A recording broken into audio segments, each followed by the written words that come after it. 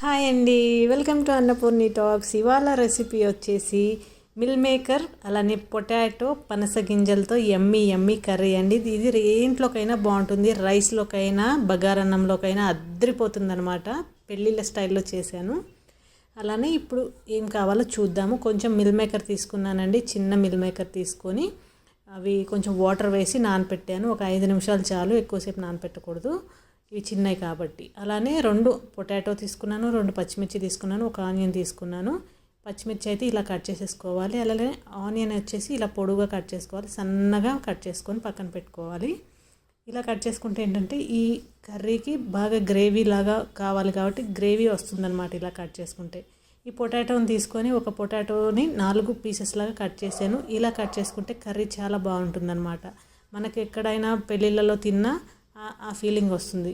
ఇప్పుడు ఒక స్టవ్ పైన ప్యాన్ పెట్టుకొని కొంచెం ఆయిల్ వేసుకొని మిల్ మేకర్ అంతా 2-3 టైమ్స్ వాష్ చేసుకున్న తర్వాత కొంచెం ఫ్రై చేసుకోవాలి. ఇవి కొంచెం లైట్గా ఫ్రై చేసుకొని తీసి పక్కన పెట్టుకుంటే సరిపోతుంది.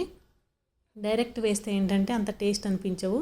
నేనైతే ఎప్పుడు కర్రీ చేసినా ఇలా ఫ్రై చేసుకొని వేస్తానన్నమాట. ఇవి పక్కన తీసి పెట్టేసుకోవాలండి. ఇప్పుడు వేరే ప్యాన్ పెట్టుకున్నాను, తగినంత ఆయిల్ వేసుకొని దీంట్లో నల్ల ఇలాచీ వేసానండి. నల్ల ఇలాచీ ఒకటి వేసుకున్న తర్వాత 3 లవంగాలు వేసానండి. అలానే చిన్న 1 ఇంచు చెక్క వేసాను, దాల్చిన చెక్క. అలానే కొంచెం సాజీరా వేసాను, 2 ఆకులు వేసాను, బిర్యానీ ఆకులు. ఇవి వేసుకున్న తర్వాత పచ్చిమిర్చి, ఆనియన్స్ వేసేసుకొని మంచి గోల్డెన్ బ్రౌన్ కలర్ వచ్చేంత వరకు మంచిగా ఫ్రై చేసుకోవాలి. ఇవి దీంట్లోనే కొంచెం కరివేపాకు కూడా వేసేసాను అనమాట. ఇవన్నీ మంచిగా గోల్డెన్ బ్రౌన్ కలర్ వచ్చేలాగా మంచిగా ఫ్రై చేసుకోవాలి. ఈ ఫ్లేవర్ అనేది చాలా చాలా బాగుంటుందండి. నల్ల ఇలాచి ఫ్లేవరు ఈ కర్రీకి చాలా మంచి టేస్ట్ని ఇస్తుంది అనమాట. ఇప్పుడు ఫ్రై అయినాయి కదండి, ఈ విధంగా ఫ్రై చేసుకున్న తర్వాత 1 స్పూన్ అల్లం వెల్లుల్లి పేస్టు, 2 స్పూన్ల కారము వేసాను. అలానే కొంచెం పసుపు, కొంచెం సాల్ట్ కూడా వేసాను. ఇప్పుడు ఇందులోనే కొంచెం ధనియాల పొడి కూడా 1.5 స్పూన్ ధనియాల పొడి వేసాను. 1 స్పూన్ జీలకర్ర పొడి వేసి ఇవన్నీ కూడా మంచిగా ఫ్రై చేసుకోవాలి ఆయిల్లో ఫ్రై చేసుకుని ఫ్రై అయిన తర్వాత 1 నిమిషం పాటు ఫ్రై అయిన తర్వాత కొంచెం వాటర్ వేసుకొని కుక్ చేసుకోవాలన్నమాట. ఇలా చేస్తే చాలా చాలా బాగుంటుందండి. రెగ్యులర్ ప్యాటర్న్లో కాకుండా ఇలా ట్రై చేయండి కర్రీ, ఈసారి చాలా చాలా టేస్టీగా ఉంటుంది. ఇప్పుడు దీంట్లో పనస గింజలు వేసానండి. ఆ క్లిప్ మిస్ అయింది, డైరెక్ట్ వేసిందే వచ్చేసింది. దీంట్లో పనస గింజలు వేసాను.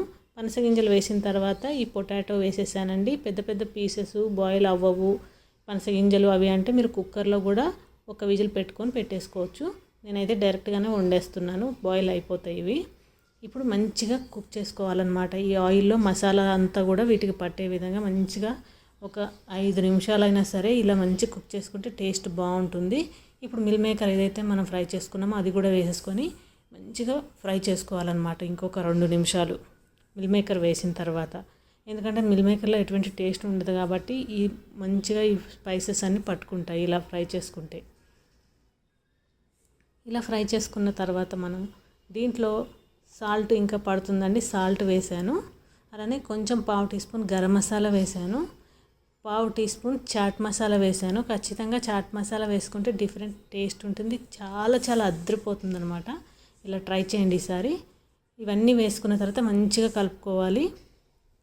చాలా టేస్టీగా ఉంటుంది, వెరైటీగా కూడా ఉంటుంది. అలానే నా వీడియోస్ అందరూ చూస్తున్నారండి, చాలా చాలా thanks. Please like, share, subscribe. దీంట్లో తగినంత వాటర్ వేసుకోవాలి. పొటాటో పనస గింజలు ఉడకడానికి సరిపడగా వాటర్ పోసుకోవాలి. అవి ములిగేంత వరకు వాటర్ పోసుకోండి. అదే కుక్కర్లో అయితే చిన్న గ్లాస్ వాటర్ సరిపోతాయి.